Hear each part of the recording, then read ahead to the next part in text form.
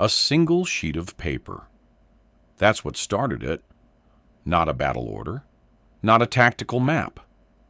A letter written in German, translated by an OSS interpreter, and placed on General George S. Patton's desk on the morning of November 8, 1944.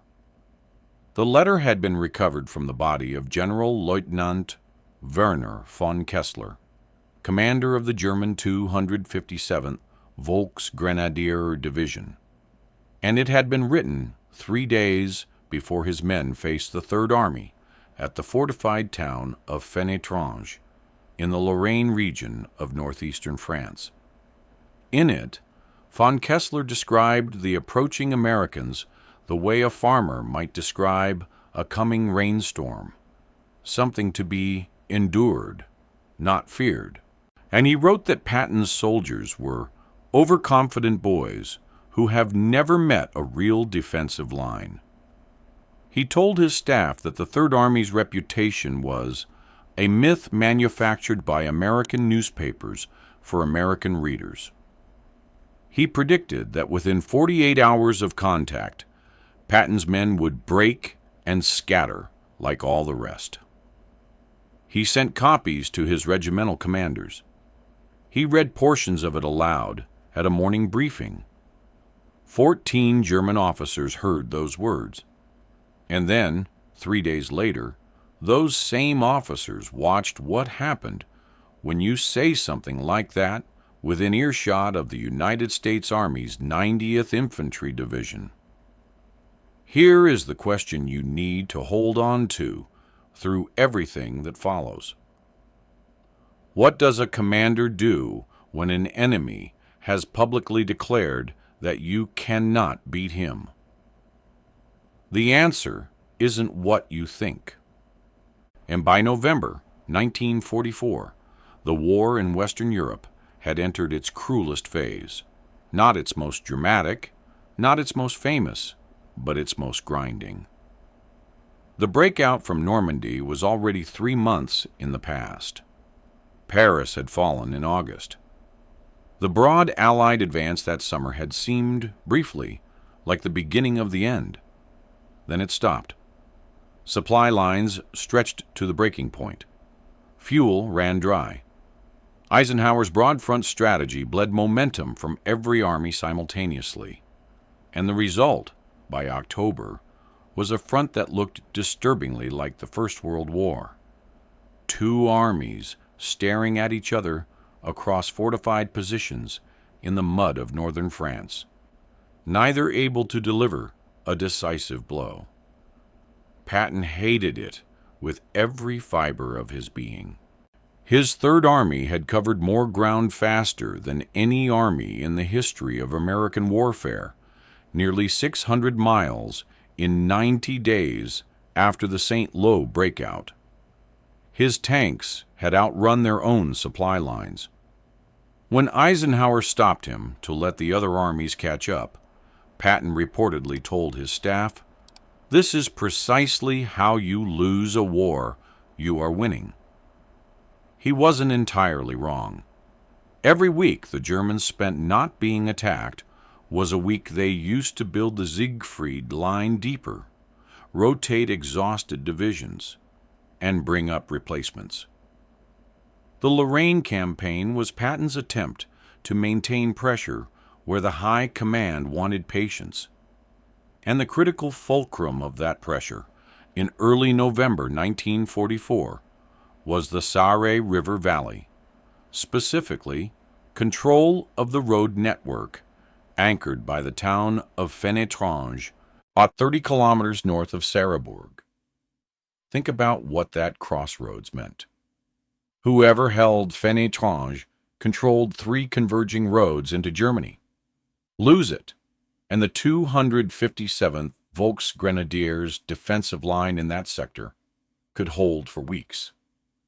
Take it, and a gap opened. Not a breakthrough, not a dramatic rupture, but the kind of tactical opening that Patton knew how to turn into something that kept a German corps commander awake at night.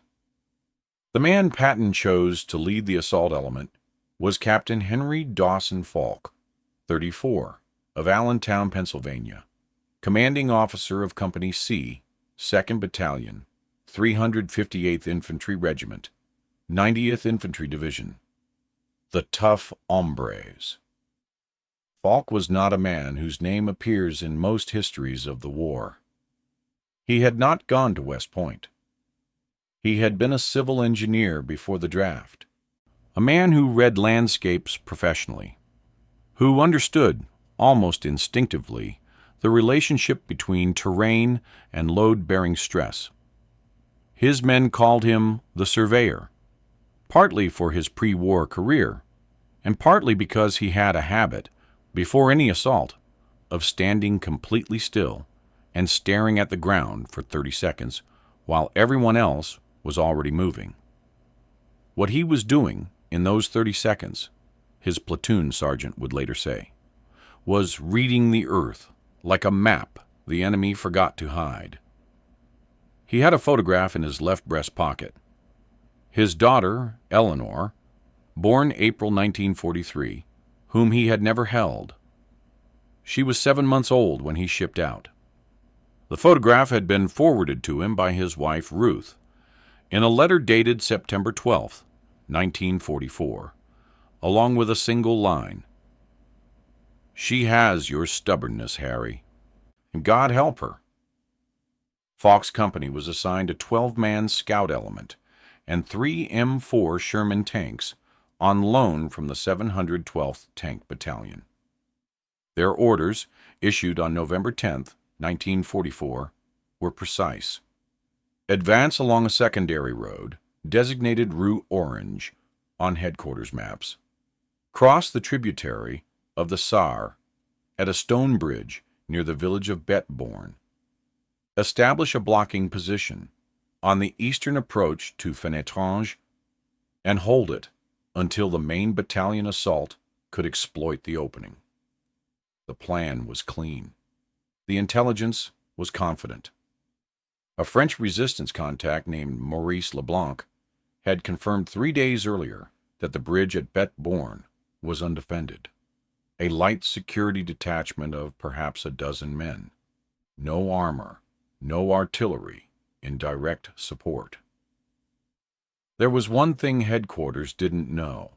Now, Maurice Leblanc had been arrested by the Gestapo on November 9th. And in the 36 hours between his arrest and the moment Falk's column stepped off into the dark at 04:30 on November 11th, Leblanc had been replaced by a German intelligence officer who spoke perfect French and had been waiting, with considerable patience, to see exactly which road the Americans thought was clear. Meanwhile, 14 kilometers east of Fenetrange, General-Lieutenant Werner von Kessler was eating breakfast. He was a man of 51, lean, precise in movement, a career soldier who had served in Poland, France in 1940 and the Eastern Front before being assigned to rebuild the shattered 257th in the autumn of 1944. He was not a fool, but he had made the particular mistake that comes with experience. He had begun to confuse what he had survived with what was survivable. At his morning briefing on November 11th, his intelligence officer, Major Rudolf Hasse, reported that an American company-sized element appeared to be moving toward Betborn. Von Kessler looked at the map. He set down his coffee. "One company," he said, "against prepared positions at Betborn, the bridge approach, and the ridgeline." He paused. "They are either confused or suicidal. Either way, they are not a threat to the main line." He told Hasse to alert the garrison at Betborn, one reinforced platoon of Volk's grenadiers. That contact was possible. He did not send armor. He did not send additional infantry. He did not call for artillery pre-registration on the road approaches, nor he picked up his coffee again. "Let them come," he said. "They'll break at the bridge." They always break at the bridge.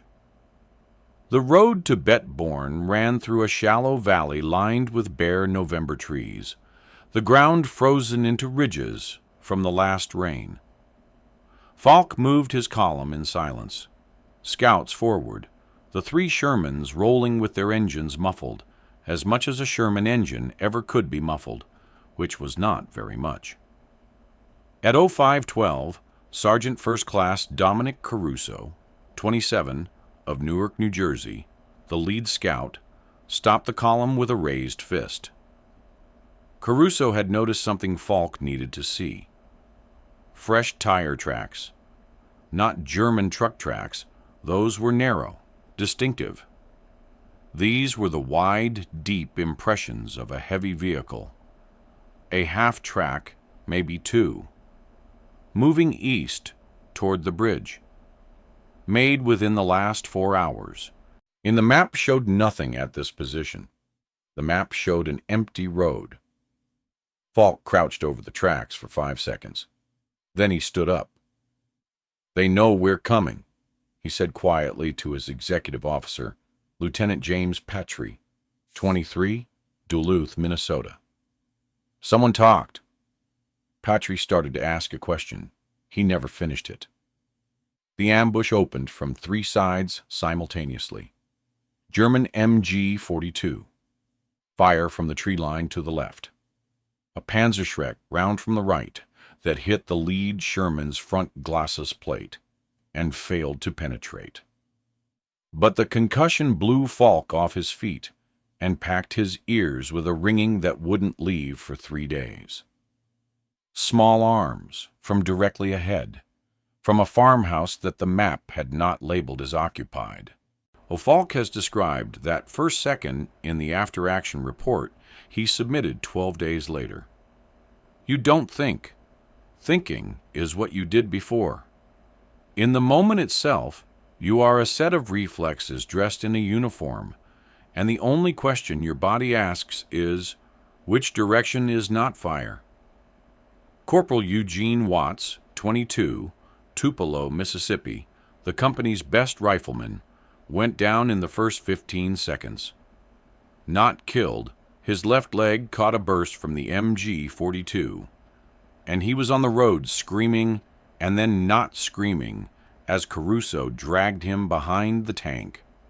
Private First Class Thomas Holbrook, 19, of Canton, Ohio, who had shown Falk a photograph of his mother 3 days before and said he was going to buy her a refrigerator when he got home, was killed in the first minute. Instantaneous. He did not suffer. That was the only mercy available. And the company returned fire and moved left, the only direction that offered any cover, a shallow drainage ditch running parallel to the road. 22 men crammed into it while the Shermans traded fire with something in the tree line that turned out to be a concealed PaK-40 anti-tank gun. The second Sherman took a round through the turret ring at 0531, and the crew bailed. The tank did not burn, but it was done. At 0547, the radio crackled. Battalion Headquarters. A voice Falk recognized as Major William Goss, the battalion executive officer, calm in the way that men are calm when they're in a building far from the shooting. "Falk, this is Overlord 6 Actual. New orders from regiment. Your assault on Betborn is suspended. Regimental objective has shifted to Route Amber, 2 kilometers north. You are to break contact and redirect to the new approach road. How copy?" Falk stared at the radio. Around him, the drainage ditch was 12 inches of freezing water, and 22 men, and 1 man, with half his leg gone, trying not to make noise. He was surrounded on 3 sides. He had 2 operational tanks. He had 4 dead and 7 wounded. And headquarters, which did not know any of this because the radio call had come in the middle of contact and Falk had not yet had the 3 seconds of silence required to report his situation, had just told him to disengage and walk north. To walk north, he would have to cross the open road. The MG-42 was still watching. He keyed the radio. Overlord 6, Company C, is in heavy contact at grid. The radio died. German jamming, he realized later. At the time, he just stared at the handset like it had personally betrayed him. He was completely alone. The new orders were impossible to execute. The old orders were based on intelligence that was now obviously false. He had no air support. The ceiling was at 400 feet and dropping. He had no artillery within range that could fire accurately enough in this terrain without hitting his own men. His wounded needed evacuation that could not happen while that MG-42 was active. 22 men, 2 tanks, a ditch full of water, and a German garrison that had not only expected him, but had reinforced specifically to destroy him. In his diary, written that evening in a borrowed barn, Falk recorded one sentence about this moment. I stopped trying to solve the mission I was given and started solving the mission that actually existed.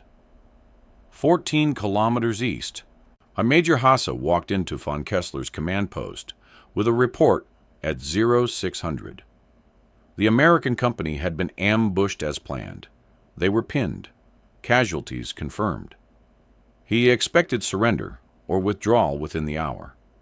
Von Kessler nodded. As I said, he told Hasse, they break at the bridge. He did not yet know that Captain Falk had stopped thinking about the bridge entirely. This video gives you the story. But the Combat Blueprint, our free newsletter, gives you everything that doesn't fit in a video. Deeper details. Forgotten heroes. Free to join. 10 seconds to sign up.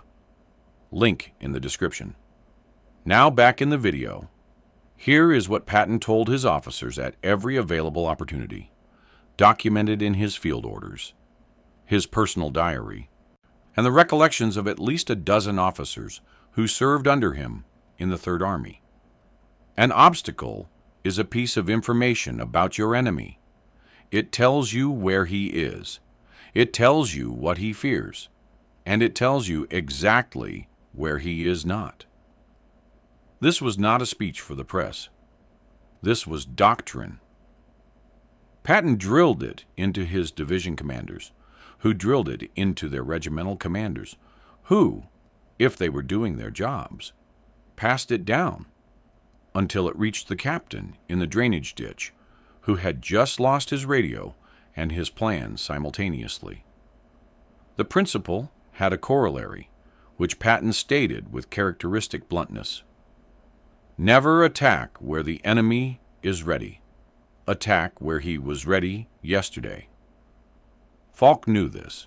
He had attended a Third Army officers' conference in October 1944, in which a colonel, relaying Patton's guidance, had spent 40 minutes explaining exactly this framework. Falk had written it in his field notebook. He still had the notebook. What he now understood, lying in freezing water, while a German machine gun kept careful watch on the road, was that the ambush had just told him something invaluable. The German garrison at Betborn was larger than reported, better prepared than reported, and entirely focused on the road approach to the bridge, which meant they were not focused on anything else. He pulled out a hand-drawn sketch of the terrain, not the headquarters map, which had already proven unreliable, but a drawing he'd made himself from high ground 3 days earlier. There was a mill, a stone mill, 300 meters south of the bridge, on the western bank of the stream tributary. The mill had a ford, marked on his sketch because a French farmer had pointed it out, while Falk practiced his inadequate French. The ford was knee-deep in summer. In November, after 3 weeks without heavy rain, it might be waist-deep, passable on foot, not on vehicle. The enemy had placed their ambush to stop a company moving on a road with tanks. They had not prepared the ford because no rational attacker would abandon his armor and try to wade a freezing stream in November within rifle range of a fortified position, which was exactly what Patton would have done. But there was a problem, a real one. The mill was occupied. Falk had seen it himself during his terrain sketch. An elderly French couple, the Marchal family, or who had continued to live there through the German occupation because they had nowhere else to go and were too old to run. Henri Marchal, approximately 70, and his wife Celeste. The mill sat directly between Falk's intended crossing point and the German flank. If Falk moved his men through that mill yard and the Germans spotted them, the Marchals would be in a direct line of fire between two armed forces at close range. If he didn't move through the mill yard, he couldn't reach the ford without crossing open ground that the MG-42 would cover in 10 seconds. He had 3 minutes to decide. He made a choice. He sent Caruso, who spoke some French, enough, to the mill alone, in the dark, crouching along the drainage ditch's southern extension to the tree line. Caruso's job was to find the Marchals, explain nothing except that they needed to go to their cellar immediately and not come out for any reason until they heard silence for 1 full hour. It took Caruso 11 minutes. They were the longest 11 minutes of Falk's life. Then Caruso was back, and he said, "They're in the cellar. The old man gave me a bottle of something." Falk looked at him. "I told him we'd come back for it," Caruso said. "After." They moved at 06:18. 15 men, the 7 most seriously wounded, stayed in the ditch with 1 tank crew and orders to make noise. Falk needed the Germans looking at the road. The 7 men in the ditch fired intermittently for the next 22 minutes, just enough to maintain the illusion of a company still engaged, still pinned, still exactly where the enemy expected them to be. Now Falk took 15 men around the left flank of a German ambush position, through a mill yard, across a waist-deep stream, in November in France, carrying their weapons above their heads, in water that felt like it had come directly from a glacier. The temperature was 34 degrees Fahrenheit. Not one man made a sound. The eastern bank of the stream. Falk brought his men up out of the water, in groups of 3, each group moving to cover in the dead ground behind the mill's outbuilding. His hands had stopped working properly. He could feel his rifle, but not grip it. He had to look at his fingers to confirm they were doing what he told them. Around him, 15 men shook silently in the dark, soaked to the waist. Every one of them doing the mental arithmetic of what hypothermia does to a rifleman's ability to pull a trigger. In 400 meters to the northeast, the German flank security position. He'd seen it on his sketch, a farmhouse outbuilding that the Germans were using as a covered fighting position. From the road, it was part of their interlocking fire system. From the east, from behind, it was an unlocked door. Sergeant Caruso moved to Falk's right ear and said very quietly, "Captain, Watts is bad." Falk turned. Eugene Watts, the man Caruso had dragged behind the tank 40 minutes ago, was gray. He had lost more blood than anyone had realized in the dark of the ditch, and the stream crossing had made everything worse. He was conscious, He was looking at Falk with the specific expression of a man who knows exactly what his situation is and has decided to keep that knowledge to himself to avoid becoming a liability. "I'm good, sir," Watts said. He wasn't. Falk made the calculation. Watts could not assault. Watts might not make it back across the stream without a litter.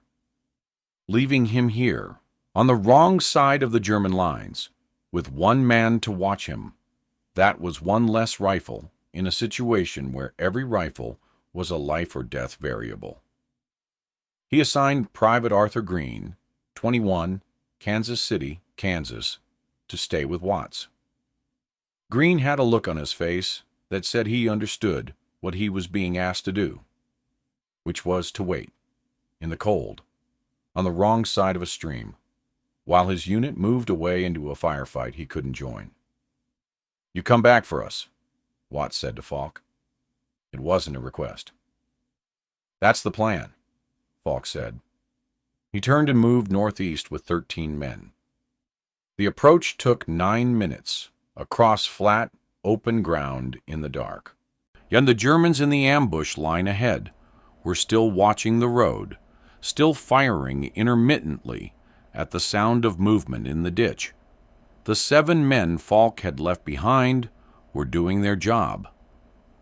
The flank security position was manned by 7 Germans, and they were watching west toward the sound of the battle, not east, toward a ford that no rational attacker was supposed to use. Falk's 13 men closed to within 40 meters before anyone challenged them. The challenge came from a German soldier who had stepped outside to relieve himself. He saw shapes in the dark at a range where, in better light, he would have recognized immediately that these were not his comrades. In the dark, at 40 meters, he hesitated for approximately 1 second before he shouted. That second was enough. The firefight lasted 4 minutes and 12 seconds by Falk's watch. He knew the time because he looked at his watch immediately before and immediately after, the way a man does when he is trying to anchor himself to something factual in the middle of chaos. The 13 men hit the flank security position from a direction it was not designed to defend. 2 Germans died in the first 30 seconds. 3 surrendered at approximately the 2-minute mark, throwing their rifles out a window before Falk's men were even in the building. 2 broke and ran north toward the main German position, which was the thing Falk had feared most. "They're going to warn the bridge position," Petrie said. "Yes," Falk said. He had 20 seconds to decide. He had 2 choices.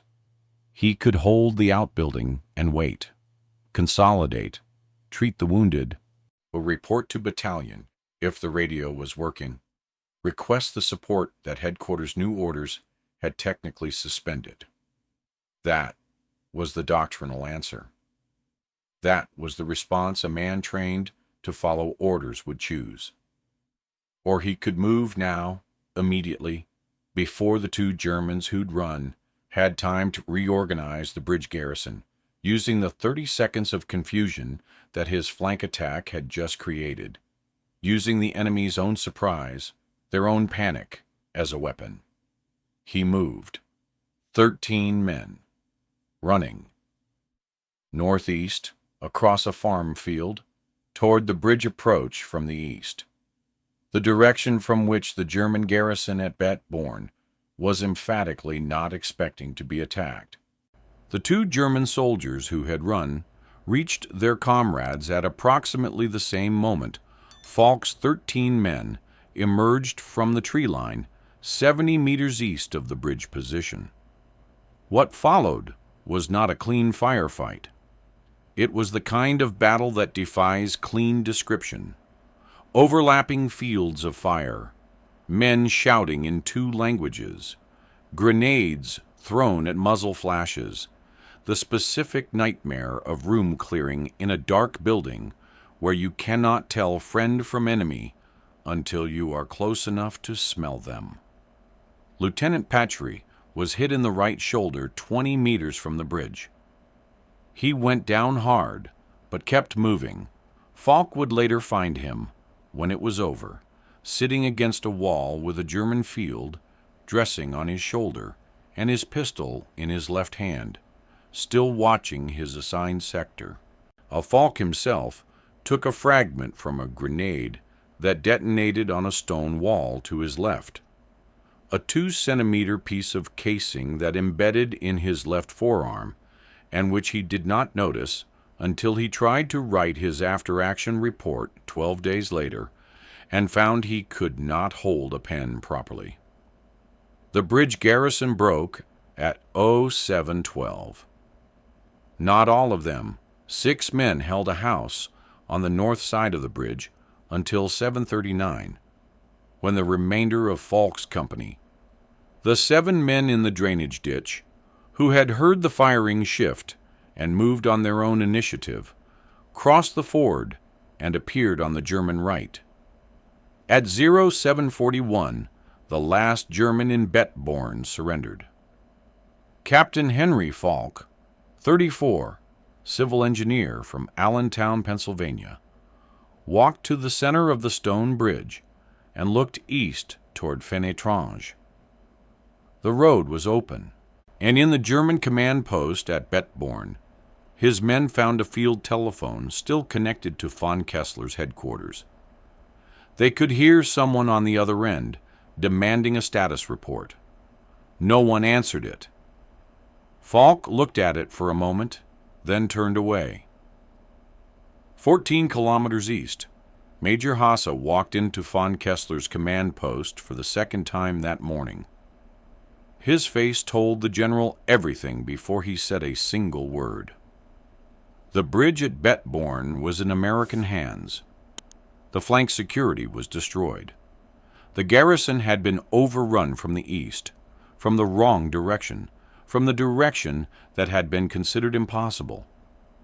Von Kessler stared at the map. Then he asked, very quietly, "How many men did they use?"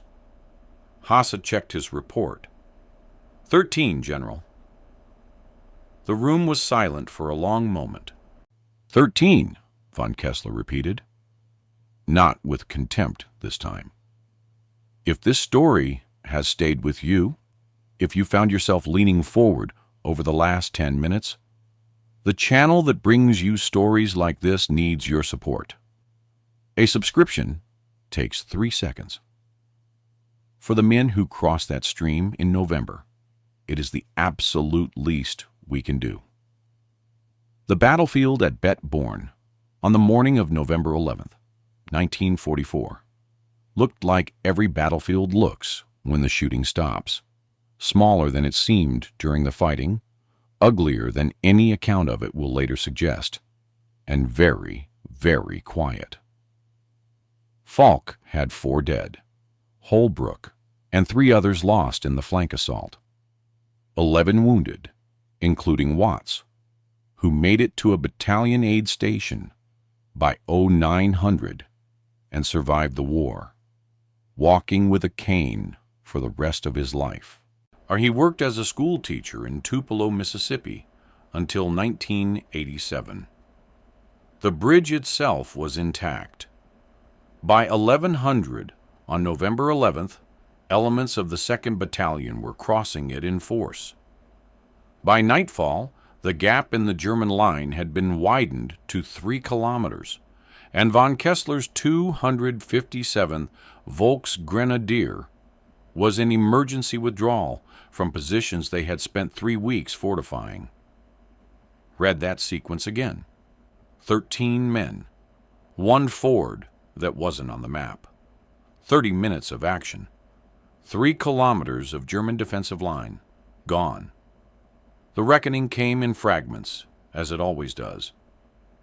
General Lieutenant Werner von Kessler was captured near Sargemund on December 2nd, 1944, during the final collapse of his division's defensive line.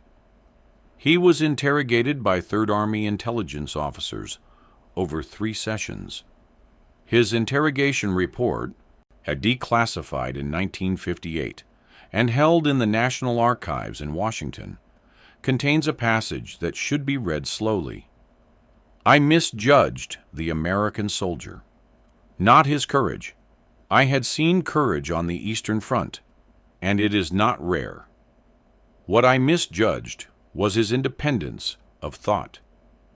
A German NCO follows his orders within his training.